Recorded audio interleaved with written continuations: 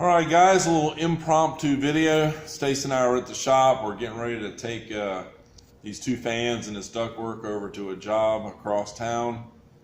And my landlord owns a big cabinet company up here, and he came down here with a part that broke off of some kind of a saw or something. But you see these parts right here? This is an aluminum piece for some kind of dust collection. But after talking with Tyler, that piece cost $900. $900.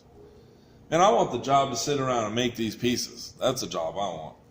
So, instead of $900, I took a Tiger disc here, took the paint off of it, changed the sinker wave around to where I had it set up for welding stainless and mild steel. I switched the polarity on the unit. I didn't even change out the tungsten. This is still 16th tungsten. I just put a little ball on the end of it right there with the welder, which is just really putting the polarity onto the steel table, and it puts a little ball on there so when you weld aluminum, and of course Joe and these other guys know a lot more about it than I do. A lot of people are fooled about welding.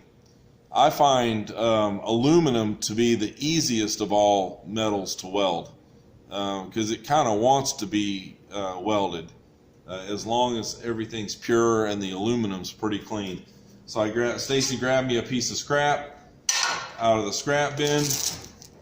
I got the heat about where I want it. I'm at like 75 amps. You guys really won't be able to see it too much, but you see these little practice beads.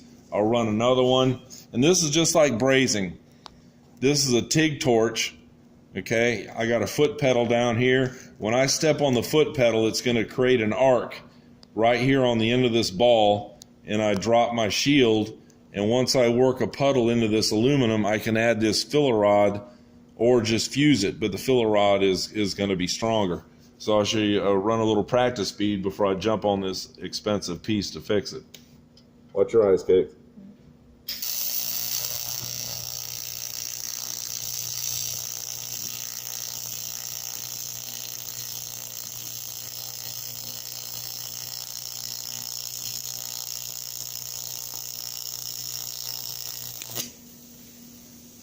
So, a lot of people say, oh, I'm laying down dimes. Well, whatever.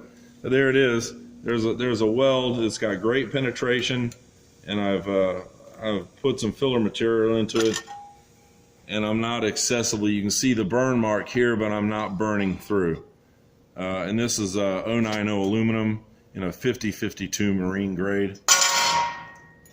So now I'm going to attempt, because I know this is a non-ferrous metal. I'm sure that it's probably an aluminum, but I'm going to go ahead and try and throw a tack on here and see how we turn out. Watch your eyes, Case.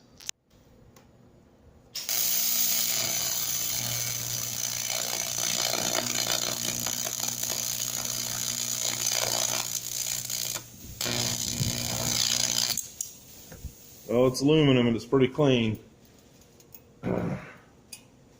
That little stall you heard when that bead that kind of like did a little stall, that was because I was dumb enough to touch the tungsten into my puddle, which is actually a trick. If your aluminum is dirty and things are dirty, if you dip that tungsten, which is a no-no, it kind of like, well, I've always found to make everything becomes friends.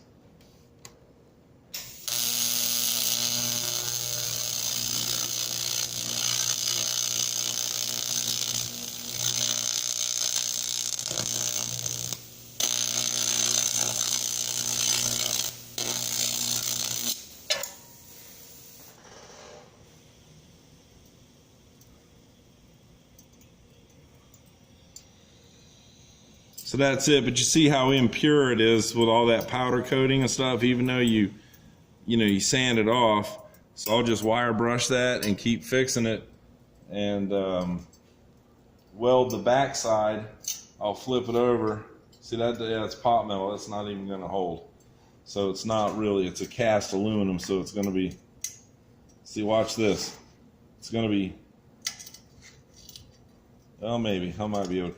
But if it doesn't, if I can't get it to hold welding it, I have some meat in here, and what I'll do is I'll cut a piece, duplicate these two holes, and I'll rivet it here, here, and here from the back side, put the rivets down through this side, and peen them over on the bottom so they're flat, so he can reattach this to his equipment.